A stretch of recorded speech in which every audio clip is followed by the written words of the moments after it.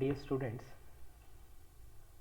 in this class today we shall discuss about the meaning of the public debt, and as you see the topic name is Introduction to the Public Debt and its meaning. The objective of the study is to make understand and remember or recall the meaning of public debt by the student. At the end of the session, the student will be in a position to describe the need of public debt. Now, the introduction to the public debt.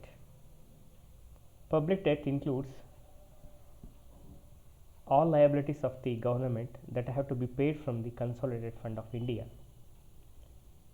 ಅಂದರೆ ಸಾರ್ವಜನಿಕ ಸಾಲ ಅಂತಕ್ಕಂಥದ್ದು ಏನಪ್ಪ ಅಂತ ಹೇಳಿದರೆ ಸರ್ಕಾರದ ಒಂದು ಹೊಣೆಗಾರಿಕೆಯಾಗಿದ್ದು consolidated fund ಸಮುಚ್ಚಯ ನಿಧಿ ಅಥವಾ ಸಂಚಿತ ನಿಧಿಯಿಂದ ಅದನ್ನು ಸರ್ಕಾರ ಭರಿಸಬೇಕಾಗಿರುತ್ತೆ.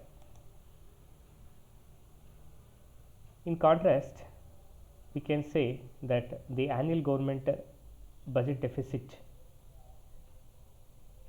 it is a flow variable, that is a difference between the government receipts and spending in a single year.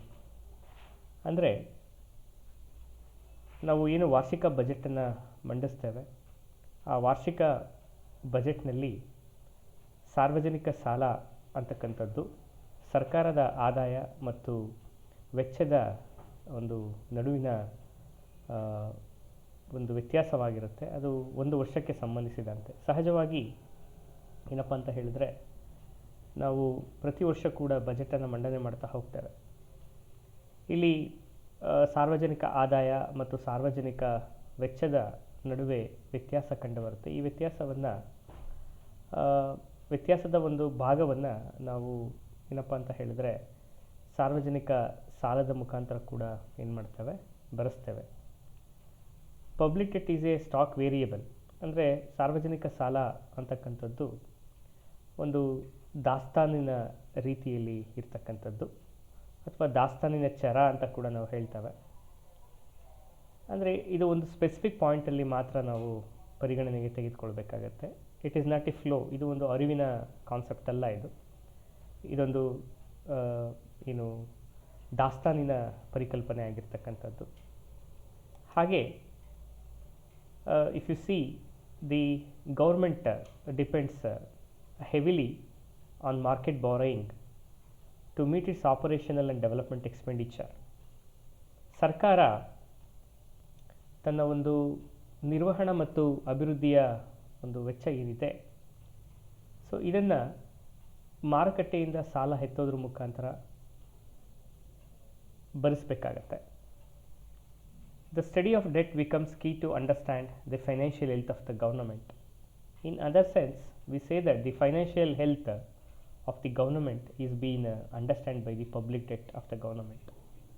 ಸರ್ಕಾರದ ಒಂದು ಏನು ಆರ್ಥಿಕ ಆರೋಗ್ಯ ಸ್ಥಿತಿ ಇದೆ ಅದನ್ನು ಪ್ರಮುಖವಾಗಿ ನಾವು ಈ ಒಂದು ಏನು ಫೈನಾನ್ಷಿಯಲ್ ಹೆಲ್ತ್ ಏನಿದೆ ಅದು ಪಬ್ಲಿಕ್ ಡೆಟ್ ಅಥವಾ ಸಾರ್ವಜನಿಕ ಸಾಲದಿಂದ ಏನಾಗುತ್ತೆ ಅದು ನಿರ್ಧರಿಸಲ್ಪಡುತ್ತೆ ಅಂತಕ್ಕಂಥದ್ದು.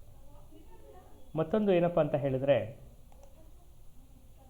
The main factor such as debt GDP ratio, ಅದು ನಾವು ಒಟ್ಟು ದೇಶೀಯ ಉತ್ಪನ್ನ ಮತ್ತು ಸಾಲಕ್ಕೆ ಇರ್ತಕ್ಕಂತಹ ಅನುಪಾತ, ಅದರ ಒಂದು ಸಸ್ಟೈನಬಿಲಿಟಿ ನಿರಂತರತೆ, ಹಾಗೂ ಒಂದು ಸರ್ಕಾರದ ಸಾಲದ ಸೋರ್ಸಸ್ ಏನಿದೆ ಅದೆಲ್ಲವೂ ಕೂಡ ಈ ಪಬ್ಲಿಕ್ ಡೆಟ್ನ ವ್ಯಾಪ್ತಿಯಲ್ಲಿ ಅಧ್ಯಯನ ವ್ಯಾಪ್ತಿಯಲ್ಲಿ ಬರ್ತಕ್ಕಂಥದ್ದು. ಹಾಗೆ the fact that almost A fourth of the government expenditure goes in interest payment. ಅಂದರೆ ಈ ಒಂದು 2021-22ನೇ ಬಜೆಟ್ನಲ್ಲಿ ಕೂಡ ನಾವು ನೋಡಿದಾಗ ಏನು ನಮ್ಮ ₹1 ಎಕ್ಸ್ಪೆಂಡಿಚರಲ್ಲಿ 20 ಪೈಸೆನ ಇಂಟ್ರೆಸ್ಟಿಗೆ ಪೇ ಮಾಡ್ತೇವೆ. ಅಂದರೆ ಆಲ್ಮೋಸ್ಟ್ 1/5 ಆಯಿತು. So it is nearer 1/4 of the government expenditure is been going to the interest payment. So what this shows? This shows the magnitude of liabilities of union government. ಅಂದರೆ ಒಂದು ಕೇಂದ್ರ ಸರ್ಕಾರದ ಹೊಣೆಗಾರಿಕೆ ಎಷ್ಟು ಮಹತ್ವದಿಂದ ಇದೆ ಅಂತಕ್ಕಂಥದ್ದು ನಮಗಿದರಲ್ಲಿ ಕಂಡುಬರುತ್ತೆ ಅಂತಕ್ಕಂಥದ್ದು.